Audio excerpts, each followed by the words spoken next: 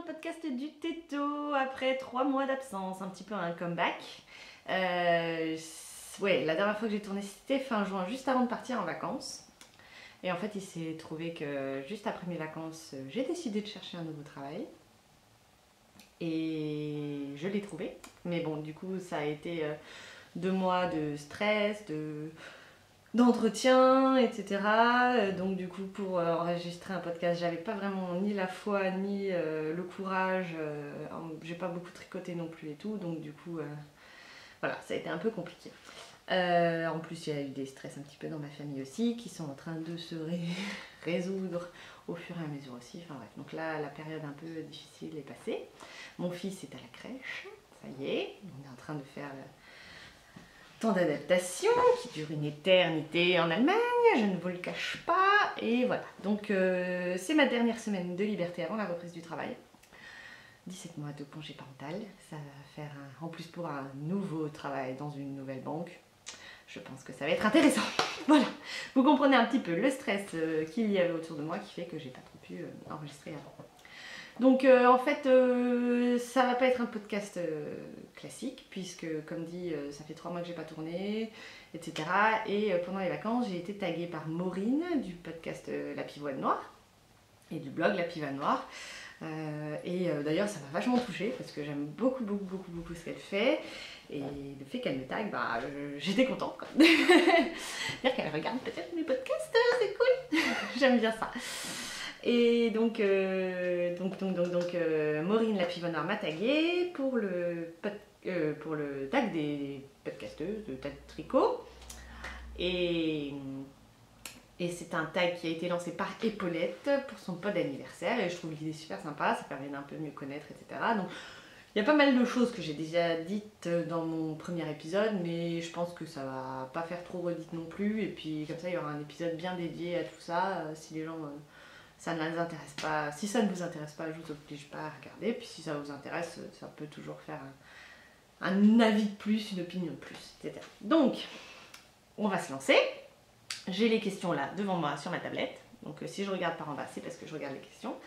Et allons-y. La question c'est le tricot. Pourquoi et comment as-tu commencé? Donc le tricot, pourquoi?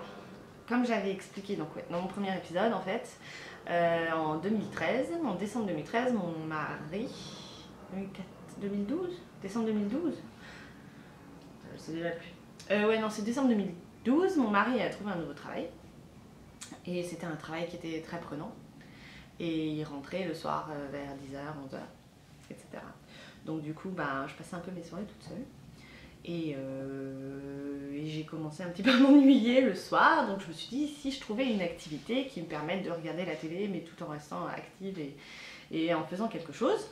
Et en plus, voilà, j'ai un métier qui laisse beaucoup cours à la créativité, donc du coup j'avais vraiment besoin de produire quelque chose, voilà, que ce soit concret, d'avoir quelque chose de fini à la fin, qui soit pour moi, etc. Donc j'ai vraiment cherché là-dedans. Je voulais commencer la couture, mais je me suis dit que ça allait être un petit peu compliqué au début, prendre des cours, etc.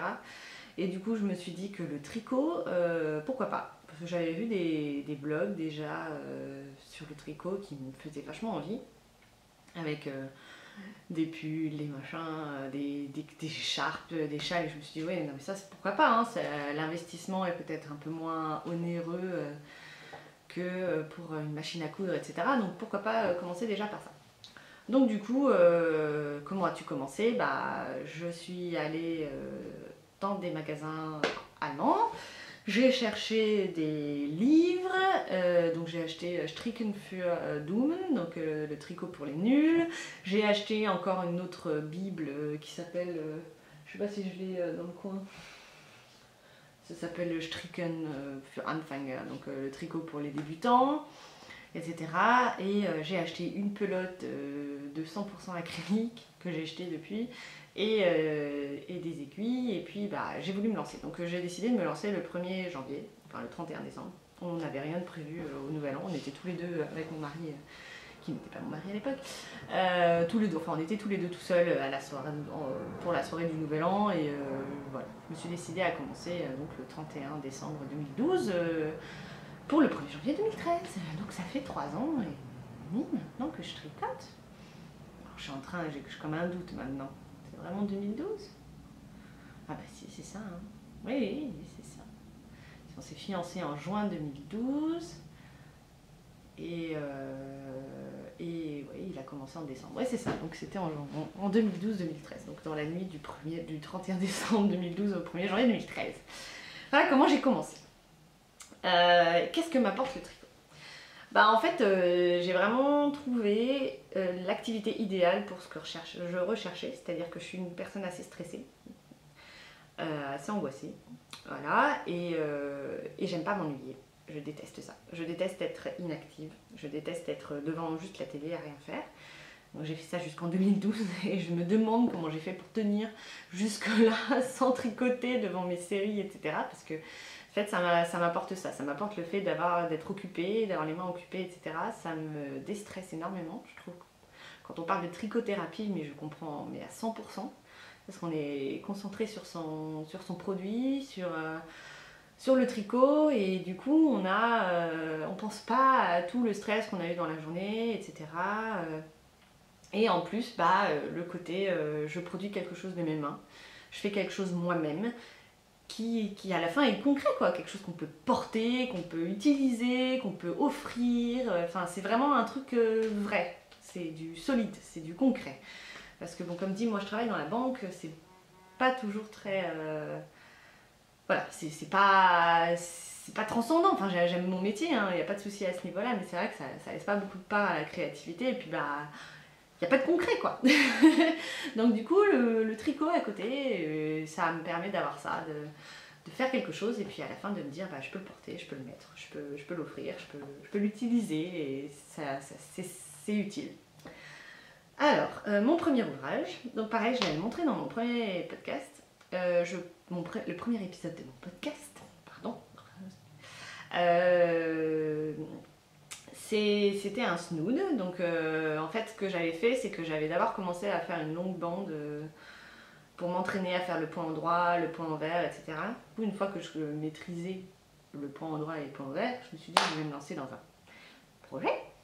Sauf que quand tu regardes sur internet tricot pour débutants, premier projet, tricot pour débutants, etc., tu te retrouves avec la traditionnelle écharpe en point mousse. Et moi je savais que ça, déjà je la porterais jamais, que mon mari la porterait pas, etc. Donc je me suis dit non, je vais pas faire une écharpe en point mousse. Donc du coup je me suis lancée dans un snood. Parce que finalement le snood c'était du point endroit, du point envers, etc. Et il y avait juste une couture à la fin et finalement j'ai appris vite à faire la couture invisible. Et donc voilà, donc je vous le remontre pour celles qui n'ont pas regardé le premier épisode de mon podcast. Voilà, donc mon snood, mon premier snood. Donc j'avais bien fait le montage souple, donc il est bien souple là, mais je ne savais pas encore faire à l'époque le rabattage souple. Donc du coup il est un peu rigide à ce niveau-là, mais je passe quand même la tête. Je l'ai porté, et je le porte encore d'ailleurs. Et j'en suis très fière. Je trouve qu'il n'est pas trop mal pour un premier ouvrage. Mon point a été... Je sais pas si vous allez voir quelque chose. Mon point était quand même déjà assez régulier. C'est de la laine mèche, hein, donc du coup, elle feutre assez facilement, il faut faire attention. Mais bon. Voilà, donc ça c'est mon premier ouvrage, mon premier snood. Ensuite, une vraie séance tricot. Où, quand, comment et combien de temps? Et sinon, dans la vraie vie, comment ça se passe? Alors, pour moi, la séance tricot idéale, c'est le soir, une fois que mon fils est couché, sur mon canapé. J'ai une place dédiée sur mon canapé. J'insérerai peut-être une photo, ça peut être rigolo. Et voilà, donc là c'est le petit coin où j'aime faire mon tricot le soir. Voilà, j'allonge mes jambes, je me mets bien calée. Et là vous avez donc tous mes encours et les tricots pour lesquels je dois faire mes petites finitions. Donc ma petite corbeille avec les encours. Là le sac offert par Sarah, ma petite paupiette, qui a ma Oumaro dedans. Et ça c'est les deux tricots, mon Solaris, et un petit tricot que je vous montrerai dans le podcast, où j'ai encore des finitions à faire. Donc là je dois juste coudre les boutons par exemple. Donc Voilà mon petit endroit dédié au tricot. Et ça c'est un carton qui vient de tomber. Tout va bien. Donc voilà, sur mon canapé, bien tranquille, en regardant une série ou un podcast avec mon mari. Et voilà, donc l'idéal c'est de voir le tricot monter, donc 2 bonnes heures c'est bien. 2 heures c'est l'idéal. Voilà, donc ça c'est ma séance tricot idéale. Ou alors pendant la sieste de mon fils aussi, le week-end, ça c'est pas mal. Et donc dans la vraie vie, comment ça se passe? Dans la vraie vie, il y a des soirs où j'ai d'autres choses à faire, hein, tout simplement. Il faut faire un peu de rangement, etc. Dans la vraie vie, il y a des soirs où je suis tellement fatiguée que je vais me coucher. Dans la vraie... Voilà, donc dans la vraie vie, il y a parfois des soirs où j'arrive pas à tricoter. Je pense que ça va être encore plus difficile maintenant que je vais reprendre le boulot. Mais j'espère réussir à m'organiser pour avoir toujours ma séance tricot quotidienne d'avoir au moins 1 heure. J'aimerais au moins par jour tricoter 1 heure parce que sinon ça me manque. Enfin, j'aime pas ne pas tricoter de la journée.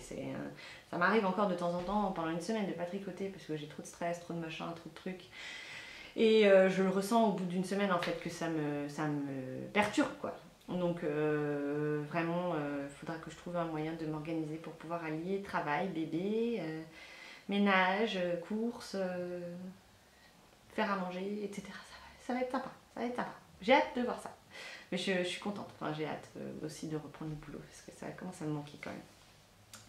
Un endroit dédié, atelier Craft Room, donc j'ai pas d'atelier. Dans mon armoire, j'ai 2 étages qui sont dédiés à mes tissus et à mes laines. Puis je viens de me créer un petit endroit pour la couture parce que j'en avais marre de devoir sortir ma machine à coudre et ma surjeteuse, de les mettre sur la table de la cuisine et du coup de plus avoir de la place dans la cuisine et tout. Donc on a trouvé avec mon mari un petit moyen d'avoir un petit coin à moi dans la chambre pour pouvoir faire ma couture. Mais pour le tricot en fait, pareil je vous mettrai la photo, une petite vidéo. C'est sur mon canapé, c'est là où je suis le mieux pour tricoter. Tricotes-tu en public? Oui et non, je dirais. C'est-à-dire que par exemple, j'ai aucun problème pour tricoter dans le train par exemple. Je pense pas que j'aurai des problèmes pour tricoter sur un banc ou ou dans un parc, etc. Après, par exemple, je sais qu'il y en a certaines qui tricotent chez le coiffeur. Ça, j'ai encore pas osé. Pas parce que j'ai peur qu'on se moque, mais c'est juste que... Je sais pas, ça me vient pas à l'idée. Quand je vais chez le coiffeur, j'aime bien lire Gala, j'aime bien lire les gossips et les machins, et je pense pas forcément à prendre mon tricot. En plus, en général, mon mari m'attend derrière, donc je sais que je vais pas tricoter derrière. Donc... Non, pour ce genre d'endroit, j'ai pas trop de rendez-vous chez le médecin, etc. où je puisse tricoter en salle d'attente. Donc voilà, non. Je tricote en public, enfin ça me gêne pas de tricoter devant les gens. J'ai pas peur qu'on se moque de moi ni quoi que ce soit. Mais c'est vrai que j'y pense pas forcément en fait, d'emmener mon tricot. Je pense que parce que comme je dis, j'aime bien voir mon tricot avancer. Donc j'aime pas tricoter genre juste un rang puis devoir faire autre chose. Donc il faudrait que je sache que j'en ai au moins pour 1 heure pour avoir le temps de tricoter quelque chose en fait. Donc du coup, c'est pour ça que voilà. Mais bon, maintenant que je vais avoir des pauses de midi, que je vais retourner au travail, etc., ça va peut-être changer. Peut-être que je vais me mettre à tricoter au restaurant si je mange toute seule à midi, etc. Enfin bref, je sais pas. Je ne sais pas du tout. Que pense ton entourage du tricot? Alors, on va dire entourage très proche, c'est-à-dire mon mari, il trouve ça génial. Enfin, ça l'intéresse pas plus que ça, mais il trouve le principe du tricot, etc. Top. Un truc, il va me dire oui c'est joli, etc. Mais il va pas, enfin pour lui, en lui-même, ça n'intéresse pas plus que ça.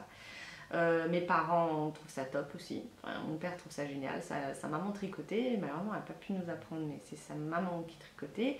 Donc du coup, lui ça lui rappelle un peu de voir sa maman qui tricotait, etc. Donc il trouve ça génial. Et à chaque fois il me dit ah ta grand-mère si elle te regarde elle doit être drôlement fière de toi, donc bon, ça fait toujours plaisir. Ma maman aussi, hein, je leur ai fait à eux des tricots, j'ai fait une écharpe à mon papa, j'ai fait un châle à ma maman et ils les portent, ils sont contents. À chaque fois ma maman elle veut que je lui montre mon dernier ouvrage que je suis en train de faire et tout. Je crois qu'il y a juste le jour où je leur ai montré mes chaussettes, mes premières chaussettes où ils ont fait genre ah, tu commences à tricoter des chaussettes, c'est bizarre. Mais sinon, je trouve ça cool. Mes sœurs, j'ai 2 grandes sœurs, elles trouvent ça génial aussi. Je pense que si je pouvais avoir 6 mains et tricoter assez vite pour leur faire des trucs, elles diraient pas non. Bon, bah non, j'ai appris qu'une de mes sœurs était allergique à la laine, donc je lui avais fait un snood et un bonnet, elle peut plus les porter, donc c'est un peu triste, mais je sais qu'elles ont toujours bien aimé les tricots que je leur ai fait. Et après, au niveau de mes amis, bon, j'ai une partie d'amis qui trouvent ça bien, mais qui s'intéressent pas du tout à ce que je fais. J'ai une partie d'amis qui trouvent ça vraiment bien et pour qui j'ai fait des tricots pour leurs enfants et tout. Et du coup, ça, c'est vrai que c'est plutôt sympathique. Ils trouvent ça cool. Mais après, ils vont pas forcément me poser des questions ou me demander, etc. J'ai une autre amie qui tricote et qui aime ça. Et d'ailleurs, je commence à essayer de lui redonner un petit peu la motivation et tout. Donc ça, c'est cool parce qu'avoir une autre copine qui tricote, c'est assez top. Et j'ai des amis qui se moquent un peu. Voilà. Mais bon, je m'en fiche. Qu'ils se moquent, tant pis pour eux. Et voilà, ça me dérange pas qu'ils se moquent un peu de moi en traitant ça d'activité de mamie, etc. C'est pas grave. Et donc maintenant, bah, en fait, grâce au podcast, etc., bah, j'ai aussi maintenant des amies tricoteuses. Donc une à Francfort, avec qui j'ai été encore chez elle vendredi pour faire une petite soirée tricot et tout, c'était trop bien. Donc là j'avoue, ça c'est l'idéal. La copine qui tricote, avec qui on peut se faire des soirées tricot en buvant une petite coupe de champagne parce qu'on fêtait mon nouveau job en plus. Donc, ça c'est vraiment l'idéal. Voilà. Aiguille droite ou aiguille circulaire. Donc j'ai commencé avec des aiguilles droites en bambou que j'avais acheté un kit avec toutes les tailles, hein, du 2,5 du 2 au 16 ou un truc comme ça, ou 15. Et puis après, donc, à force de regarder les blogs, les machins, j'ai vu qu'il y avait existé les aiguilles circulaires, je suis passée aux aiguilles circulaires et je ne quitte plus mes aiguilles circulaires. Tant et bien qu'un jour, pour le Old Romance, pour faire les bandes de dentelle, je me suis dit, je vais sortir mes aiguilles droites pour les bandes de dentelle, et que j'ai tenu 2 minutes. J'ai dû reprendre les aiguilles circulaires. Avec les aiguilles droites, on a les trucs qui dépassent, machin, on cogne tout le monde et tout. Mon mari, à chaque fois qu'il me voit avec une aiguille droite, il me fait genre non mais tu me saoules là, avec ton truc, t'arrêtes pas de me taper et tout. Alors qu'avec l'aiguille circulaire, on est comme ça, on a juste à bouger les mains, on n'est pas en train de faire des grands mouvements et tout. Donc franchement, les aiguilles circulaires. Circulaire ou 4 aiguilles. Donc 4 aiguilles, j'ai pas testé, mais ça m'attire pas du tout, pas du tout, pas du tout, pas du tout. Donc je vais dire circulaire.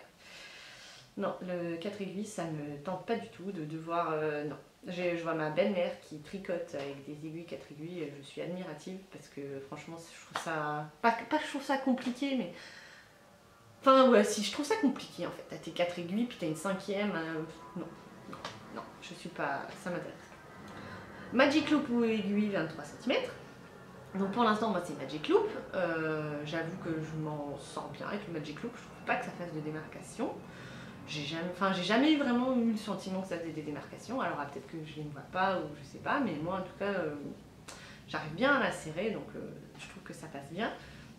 Mais quand même, les aiguilles font 3 cm. J'aimerais bien tester, juste pour tester. La fameuse amie chez qui j'étais vendredi, elle est en train de les faire, de les utiliser pour les manches de son air barrière, mais elle m'a dit vraiment c'est sympa, quoi, c'est bien. Moi j'aime pas le métal, donc du coup je me dis que j'aimerais tester en bambou, mais je sais pas si ça existe en bambou. Si vous savez que ça existe en bambou, si vous avez le lien, etc., n'hésitez pas à me le dire en commentaire, etc., parce que si je teste, ce sera en bambou. Le métal, je trouve que ça glisse trop et j'ai peur de perdre toujours mes mailles, parce que c'est bien mon genre en plus, hein. Donc voilà. Je testerai bien, mais seulement si j'en trouve en bambou. Quelle est ta taille d'aiguille préférée? Alors, je vais dire, je vais faire une partie avant les podcasts et depuis que j'ai découvert les podcasts. On va faire ça. Avant les podcasts, je tricotais essentiellement entre du 6 et du 9. J'adorais les pieux, les énormes aiguilles.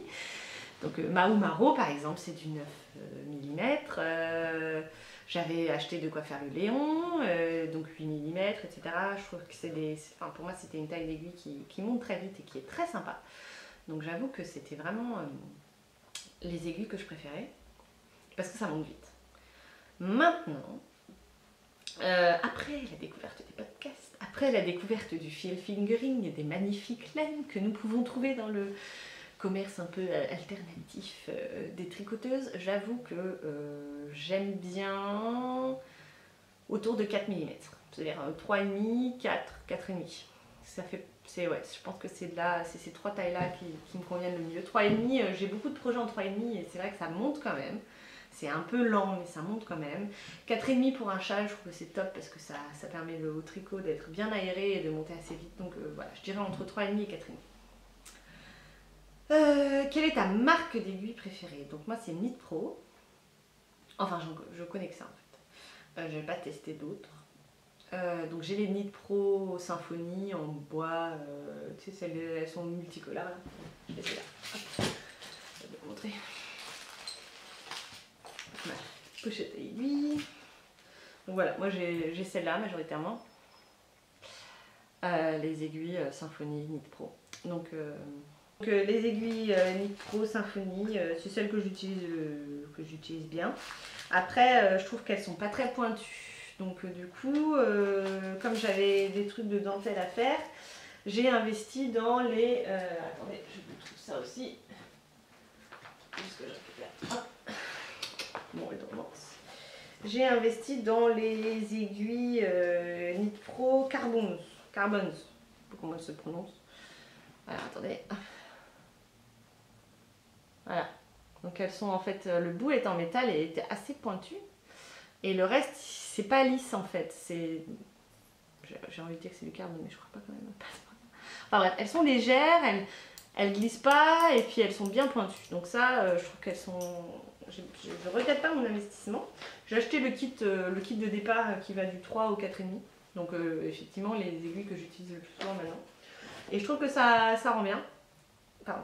Ça passe bien, je les aime bien. Donc pour l'instant, je dirais que c'est... Voilà, ces deux aiguilles-là me conviennent bien. J'entends beaucoup parler des Aya, mais le problème c'est que c'est en métal et que moi j'aime pas ça. En fait, je tricote serré et du coup ça m'arrive de... Genre, je suis tellement serré que pour ressortir l'aiguille, je dois tirer et puis parfois j'ai toutes mes mailles qui partent. Donc non, je ne testerai pas les Aya. Les chiagous, je sais pas, pourquoi pas, un jour peut-être. Je sais pas. Bref, pour l'instant en tout cas, celles-là me conviennent. J'en ai pas trop cassé, j'ai cassé une fois les en bois 3 mm et du coup j'en ai acheté, bon, j'ai les Carbons et elles sont beaucoup plus solides. Donc du coup je vois pas encore l'intérêt de tester une nouvelle marque. Ensuite, quelle est ta marque d'aiguille préférée? Je viens de le dire. Quelle est ta matière préférée? Je veux dire le mérino. Voilà. Le mérino, c'est une matière facile, qui se trouve facilement, qui n'est pas poilue, qui est douce. Donc voilà, le mérino, je trouve ça génial.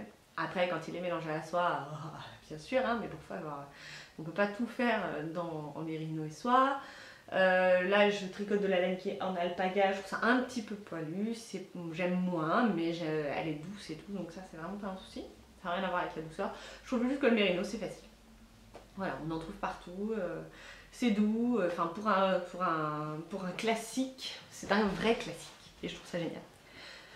Laine single ou retordue, j'aime les deux.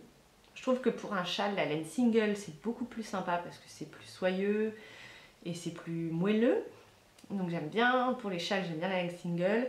J'ai pas testé la laine single sur un pull parce que j'entends beaucoup que c'est fragile. Puis bon, je tricote pas non plus depuis très longtemps. Du coup j'ai quand même, comme je mets... je sais pas moi, 3 mois à faire un pull, je me dis si je le fais en laine single et qu'il est foutu au bout de 2 semaines, ça va m'énerver. Donc j'ai pas encore testé. Après je pense que c'est faisable.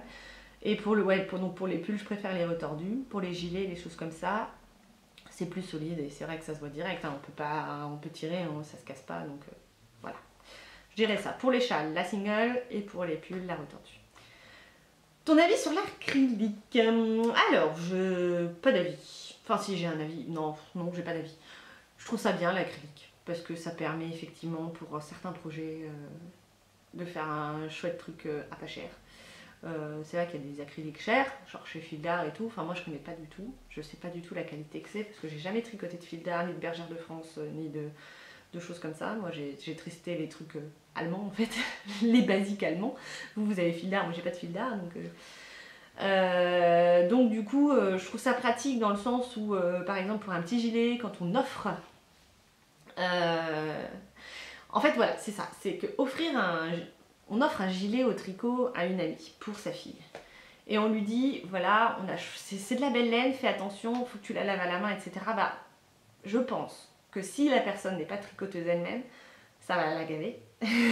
Donc soit elle va quand même le mettre à la machine et tu vas avoir ton gilet feutré en 2 semaines parce que ça l'aura saoulé.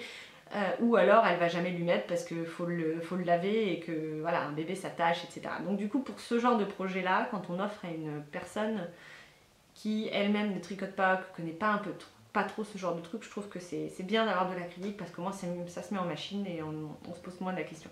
Puis aussi bah, quand on offre un cadeau, on n'est pas sûr qu'il sera porté, etc. Donc du coup bah, ça permet de ne pas mettre trop de sous non plus. Voilà, et de surtout investir dans le temps et dans le choix du patron, etc. Donc moi je trouve ça très bien l'acrylique pour ça. Après pour moi-même, j'en ai pas tricoté beaucoup comme dit, hein. Moi je connais pas fil d'art, je suis pas tombée là-dedans, etc. Moi je suis directement allée chez ma mercerie en bas de ma rue où elle a du Rovan, etc. Donc ils font de l'acrylique aussi, mais c'est surtout quand même, elles font surtout des belles laines. Donc je connais pas trop l'acrylique. J'ai surtout utilisé l'acrylique pour offrir des petits gilets à des amis. Et ouais, voilà. Et du coup, bah voilà, ça me dérange pas, au contraire, hein, je trouve ça bien quand on veut faire un gilet à pas cher, etc. Quelle est ta marque de laine industrielle préférée? Je vais dire Drops. J'aime bien Drops parce que c'est un très bon rapport qualité-prix. Alors après, effectivement, le fait que ce soit pas cher, je ne sais pas comment est produit la laine, etc. Donc je n'ai pas d'avis là-dessus. Mais je trouve qu'ils ont plein de sortes de laine et qu'elle est pas chère et que du coup c'est pas mal.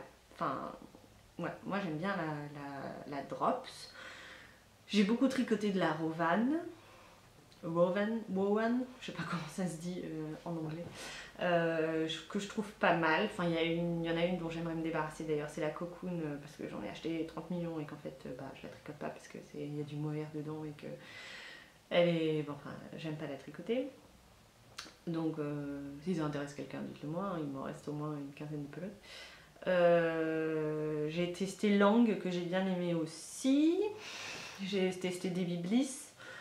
Enfin, je trouve que dans les laines industrielles, quand on veut quelque chose de simple, blanc, uni, etc., c'est quand même, il y a quand même plein de choix. Drops reste mon top.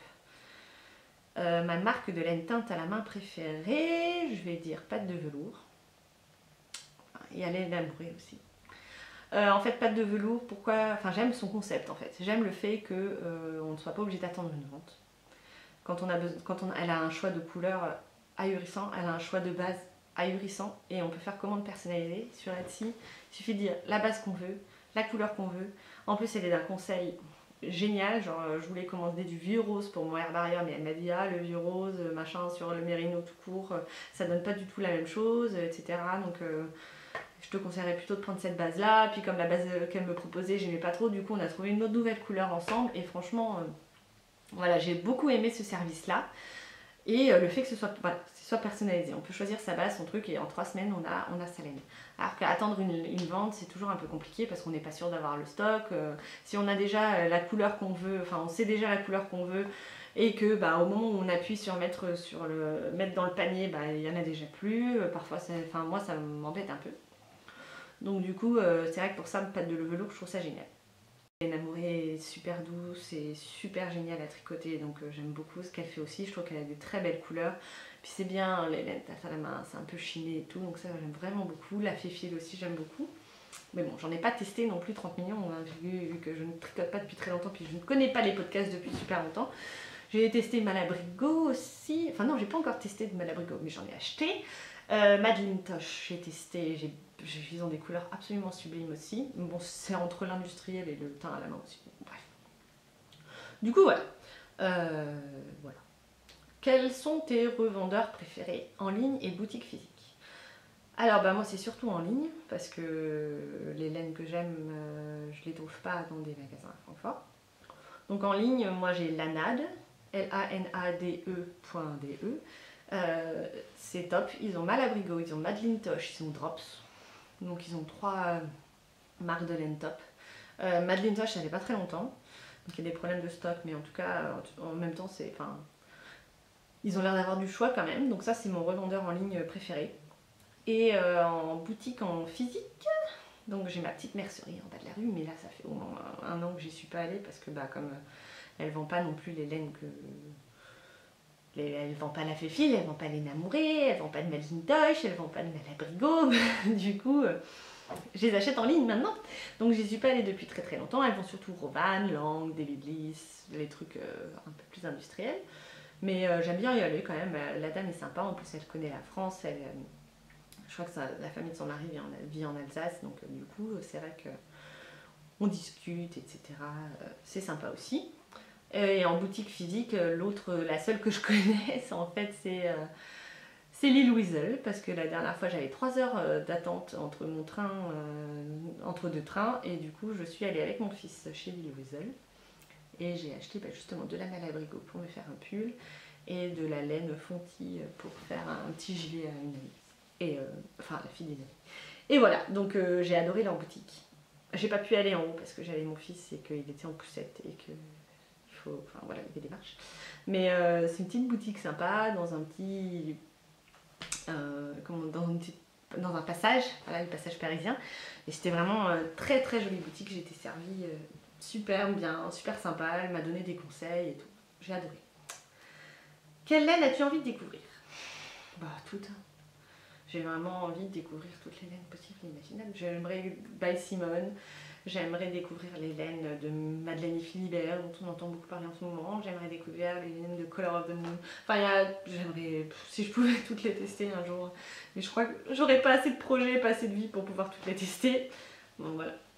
Mais je crois que là, vraiment, la prochaine que j'aimerais tester, c'est By Simone. Elle fait vraiment des couleurs très sympas.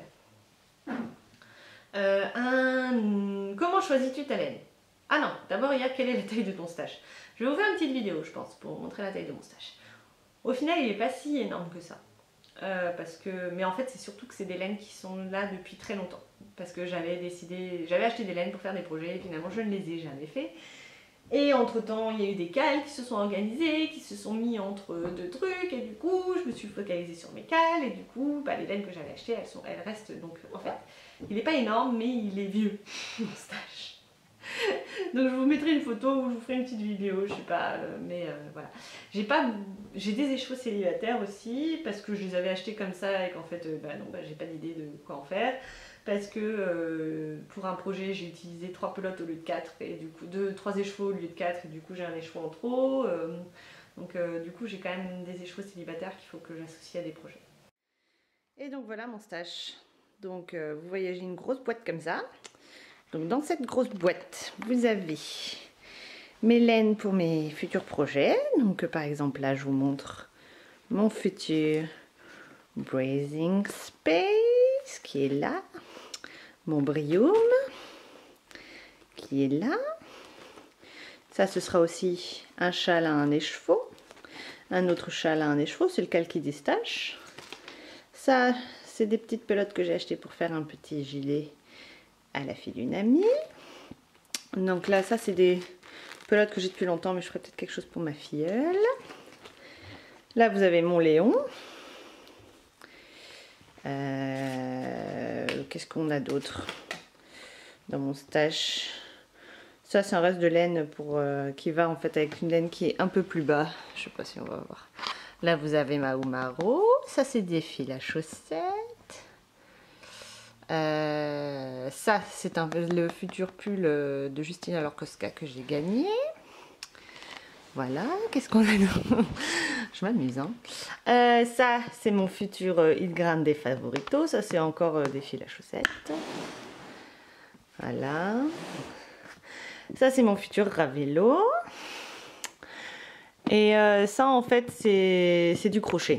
C'est des trucs que j'avais commencé et que j'ai pas fini. Je sais pas si je le finirai un jour. Enfin voilà, et donc vous avez, donc ça c'est le stash des futurs projets, donc je sais que je les ferai, etc. Là-dedans vous avez mes petits restes de laine, enfin, ou les gros restes de laine. Donc je me dis que quand la boîte sera pleine, je commencerai peut-être une memory blanket. Voilà, donc là c'était, ça c'est mon herbarium, ça c'est mon Solaris, non ça c'est mon masgot aussi, ça je pense que ça c'est mon Solaris, donc voilà. Et là en fait vous avez mes écheveaux solitaires. Donc finalement j'en ai pas beaucoup. Donc ça c'est mon 4e du Old Romance que je ne sais pas encore quoi en faire. Ça c'est pour le Rheinlust. bah j'ai un écheveau en trop. Je sais pas encore quoi en faire. Ça c'est une laine que j'ai teinte moi-même.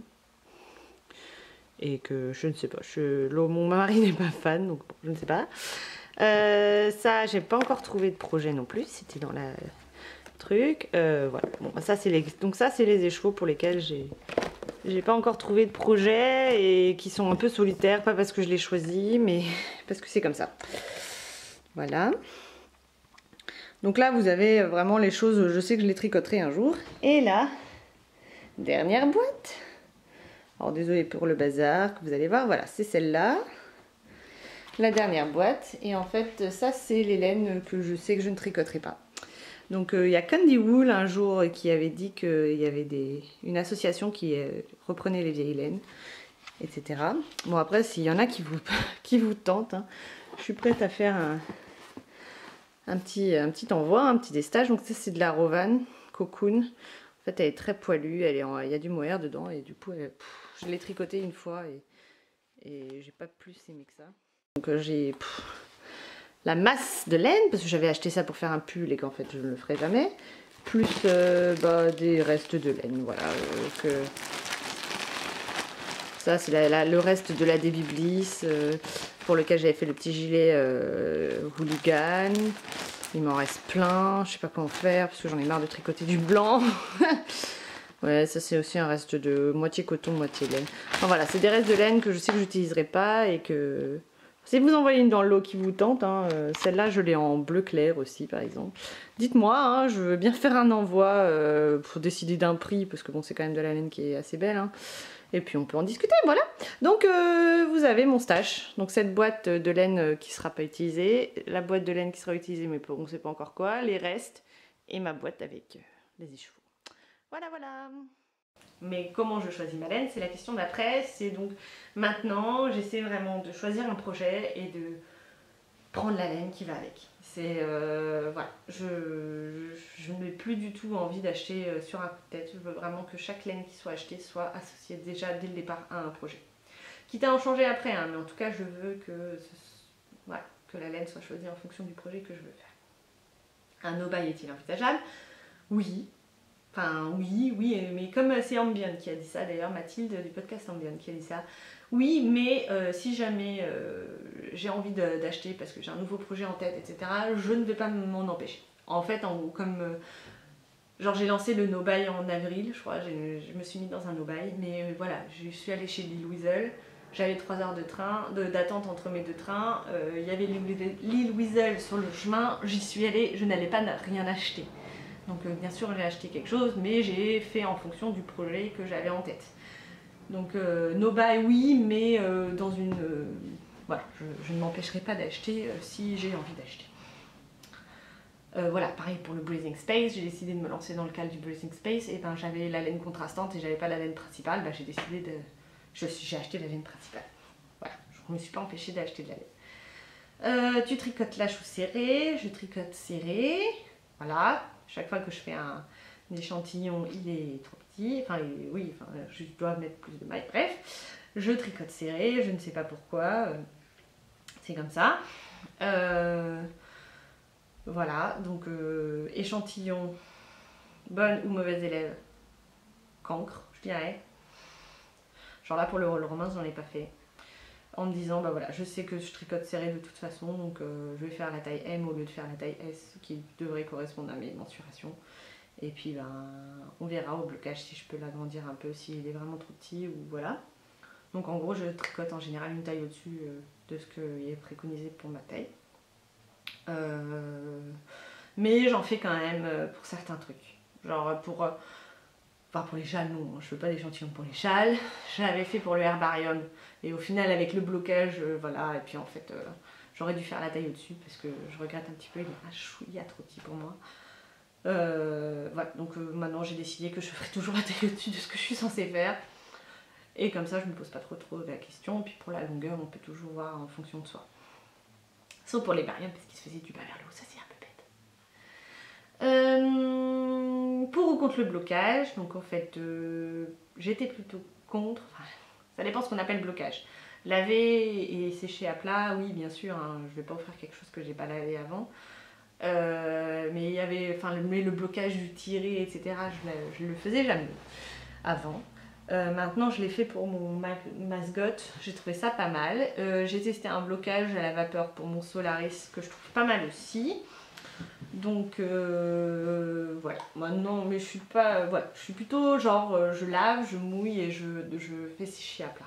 Je suis pas du genre à épingler et tout ça. Enfin, j'ai pas le matériel en plus. Quel est l'ouvrage dont tu es la plus fière? C'est mon Jeans Cardigan. Ouais. C'était le premier tricot, gros tricot pour moi, et portable. Et franchement, j'en suis super fière. Il est trop beau. J'ai pas pu beaucoup le porter encore, hein, mais je l'adore. J'ai hâte de le porter là cet hiver. Ça va être. Enfin voilà, je suis vraiment fan de mon Jeans Cardigan. Et j'en suis extrêmement fière. Je suis très fière de mon herbarium aussi, mais dans une moindre mesure. Parce que c'était pas le premier gros que j'ai fait. Enfin, c'était le premier que j'ai fait avec des aiguilles aussi petites. Donc c'est vrai que pour ça j'étais contente aussi. Quel est ton pire boulet? Ma blanquette ou maro, que j'ai commencé en 2013.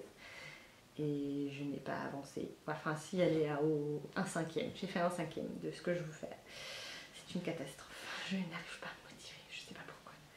Je sais pas, parce que j'ai toujours d'autres projets plus intéressants à faire et du coup je ne le fais pas. Mais il faudrait vraiment que j'arrive à la rentrée à me dire que le dimanche je fais Mahou Maro, ou trouver un jour dans la semaine où je ne fais que Mahou Maro, quitte à faire que 2 rangs, mais au moins essayer d'avancer comme ça parce que les pelotes prennent une place atroce dans mon stash et j'aimerais vraiment la faire. Je pense même que je vais l'offrir, mais en tout cas j'aimerais au moins la finir quoi.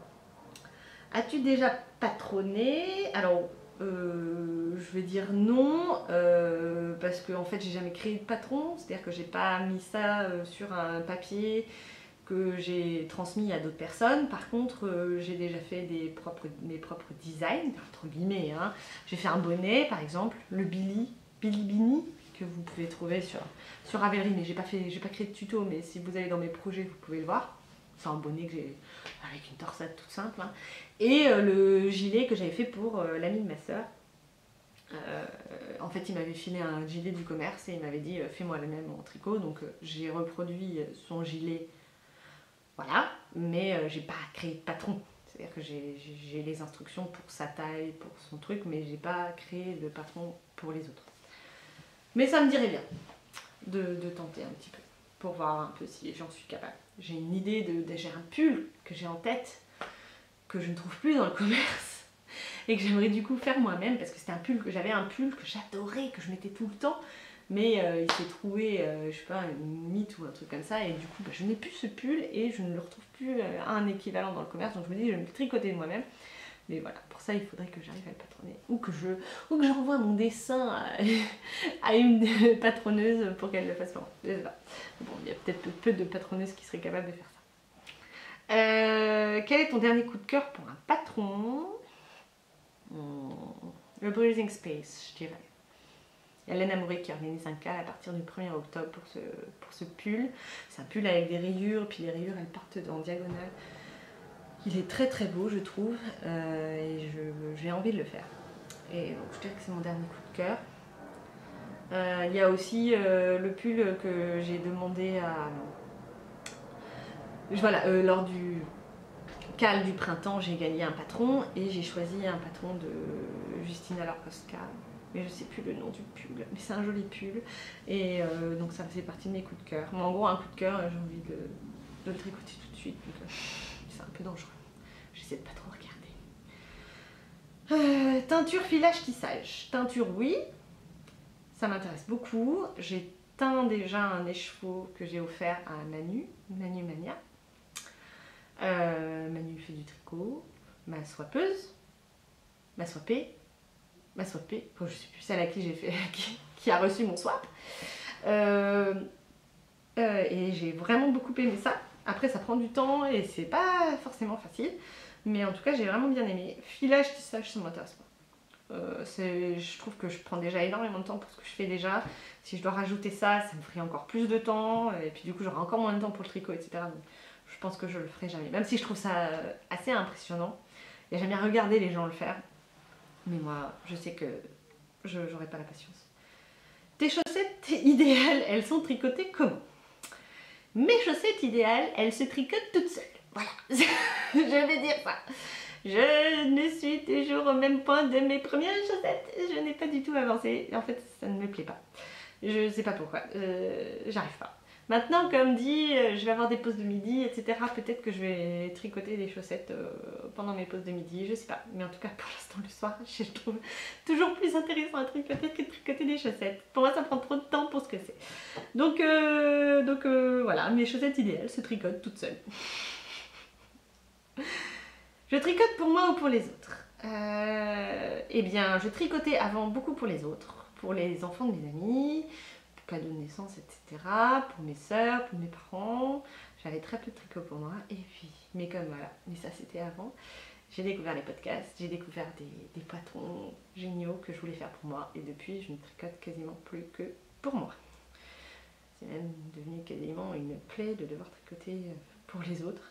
En fait, c'est pas tant que c'est devenu une plaie pour tricoter pour les autres, c'est juste que, je sais pas si vous avez ce sentiment-là aussi, peut-être, hein, mais quand on fait un cadeau, en fait, peu de gens se rendent compte du temps qu'on a passé sur le tricot. Peu de temps, je pense qu'ils se rendent pas compte de l'investissement que c'est, qu'on puisse mettre 2 semaines pour tricoter quelque chose, même parfois 1 mois. Et du coup, bah, je trouve que le cadeau arrive pas, enfin, est pas apprécié à sa juste valeur selon moi. Par exemple, je trouve ça dommage, on m'envoie pas de photos du cadeau porté, par exemple. Et ça, c'est vrai que je trouve ça un peu dommage.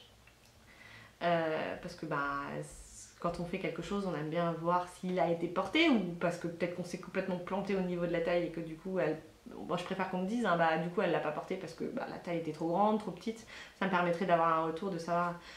Et voilà, et du coup, bah, tricoter pour les autres, je trouve que c'est de plus en plus difficile pour ça. Etc. Bon, après, je vais en continuer à tricoter pour mes sœurs et continuer à tricoter.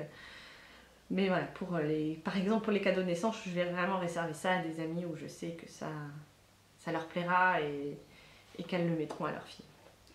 Ou à leur garçon. Une anecdote tricotesque. Bon, je vais ressortir l'anecdote que j'avais sortie quand j'étais lors de mon premier épisode.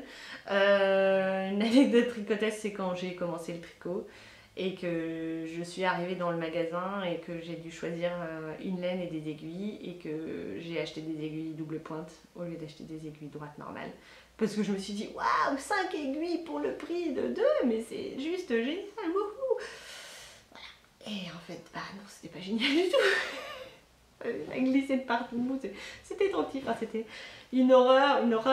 J'ai quand même réussi à tricoter mes premiers rangs avec ça, mais j'ai vite investi dans les vraies aiguilles droites en bambou de 30 cm là. Parce que franchement, ça c'était vraiment juste une catastrophe. Je me suis sentie bête après quand j'ai compris à quoi ça servait ces aiguilles. Oh là là. Enfin bref, donc ça ce serait mon anecdote. Après, oui, comme dit, je tricote pas beaucoup en public et tout, donc j'ai pas vraiment de trucs drôles. Je dirais aussi les anecdotes, c'est à chaque fois que je suis à côté de mon mari et que je veux reprendre du fil, de la laine, je fais comme ça et il me dit à chaque fois tu vas finir par me crever un œil, etc. Mais c'est pas vraiment... c'est pas vraiment des anecdotes. Quelles sont tes autres activités créatives? Donc je couds un petit peu. Bah, par exemple pour les cadeaux de naissance, je trouve que la couture en fait c'est vachement mieux que le tricot parce que une petite robe ça fait vraiment toujours plaisir et puis c'est un peu plus vite fait quand même qu'un tricot. Donc je vais dire ça. Et donc je couds bien, je couds bien, non je couds pas bien, j'ai que des fails en ce moment en plus, donc c'est une véritable catastrophe, mais ça je vous en parlerai dans le podcast, dans mon prochain épisode de podcast, mais en tout cas j'aime beaucoup ça. J'ai donc créé mon petit coin couture, maintenant je devrais pouvoir même avoir un peu plus de temps pour ça, enfin j'ai un endroit maintenant donc du coup ce sera plus facile pour moi. Faut vraiment que je me trouve une organisation avec mon nouveau boulot, avec mon fils à la crèche, avec les courses, les machins, les bidules, pour voir si voilà, faut que je chante dans une chorale aussi. Donc voilà, faut vraiment que je vais peut-être essayer de me faire un vrai planning, genre le lundi je fais du tricot, le mardi je fais à ma chorale, le mercredi ça sera la Oumaro, le jeudi c'est la couture, le vendredi, enfin bref, faudrait que j'arrive à trouver un planning pour pouvoir faire toutes mes activités Et voilà, donc bon, je chante aussi, donc comme dit dans une chorale, bon, je sais pas, c'est vraiment une activité créative, parce que c'est pas moi qui crée les chansons. Je chante du Mozart, du Bach, etc. Donc, mais c'est quelque chose qui me plaît énormément aussi. Et je crochette un petit peu. Enfin, j'ai fait 3 crochets dans ma vie. Enfin, j'en suis au 3e là. Chaque fois c'était des amis Neko. Autant vous dire que je ne suis pas une grosse crocheteuse. Ça me fait mal à la main. Mais j'aime bien ça aussi. Et voilà. C'était la dernière question. Donc bah je crois que j'en suis à 47 minutes. J'espère que ça n'a pas été trop long, pas trop décousu, que ça vous a plu, que ça vous a intéressé. Sinon, ben, enfin moi ça m'a plu, je trouvais ça sympa. J'espère que ça vous en a appris un peu plus sur moi et sur mes activités tricotesques. Merci beaucoup Maureen de m'avoir taguée. Merci beaucoup Caroline et Paulette d'avoir créé ce tag tricot. Je trouve ça vraiment très sympa. Je vais à mon tour taguer 3 personnes. J'ai envie de taguer Manu, justement, ma swappeuse ou ma swappée, je sais pas comment dire. Manu Mania. J'ai envie de taguer ma petite Paupiette, qui était l'inverse, qui était celle qui m'a envoyé mon swap. Bon, elle vient d'avoir un petit bébé, alors je pense que tu as tout ton temps. Hein. J'ai envie de taguer la fée Cendrillon. Voilà, c'est les 3 personnes que j'ai envie de taguer. J'espère que vous allez répondre à ces questions, sinon c'est pas très grave. Hein. Je vais vous envoyer toutes les questions par mail sur Ravelry. Et puis bah, pour les personnes qui me regardent, je vous dis à très bientôt. Je vais essayer de tourner un vrai épisode de podcast encore cette semaine avant la reprise. Après la reprise, je ne sais pas du tout comment je vais réussir à organiser ça. Je pense qu'il faudra que je fasse ça le week-end quand mon mari est là, donc il faudra que j'aille dans la chambre. Ce sera peut-être dans un autre décor, ce sera peut-être un peu différent du coup, parce que bah, j'ai pas très envie qu'il soit là à côté de moi quand je fais ça. Donc on verra. Je ne sais pas encore comment je vais m'organiser, donc ne m'en veuillez pas si le prochain podcast vient encore dans un mois ou dans 2 mois. Parce que malheureusement, bah, voilà, ça va être vraiment, il faut vraiment que je trouve une organisation. Parce que je me suis un peu reposée sur mes lauriers pendant ces congés parentaux. Et du coup maintenant, il faut que je vois comment je peux m'organiser. Bah voilà, bah ça m'a fait plaisir de vous reparler, vous m'avez manqué. Je peux vous manquer un petit peu aussi. On va dire. Allez, soyez sympas, faites semblant au moins. Et bah, je vous embrasse très fort. Vous trouverez toutes les informations sur moi, sur mon Instagram, sur Ravelry, etc. dans le truc descriptif qu'il y a en dessous du podcast. Je vous dis à très vite. Je vous embrasse très fort. Et puis bah, d'ici là, tricotez bien, cousez bien, profitez du temps avec vos amis, les gens qui vous aiment, les gens que vous aimez, vos enfants, vos petits amis, vos amis tout court. Enfin voilà, profitez de la vie surtout, c'est important. Et à très vite. Ciao!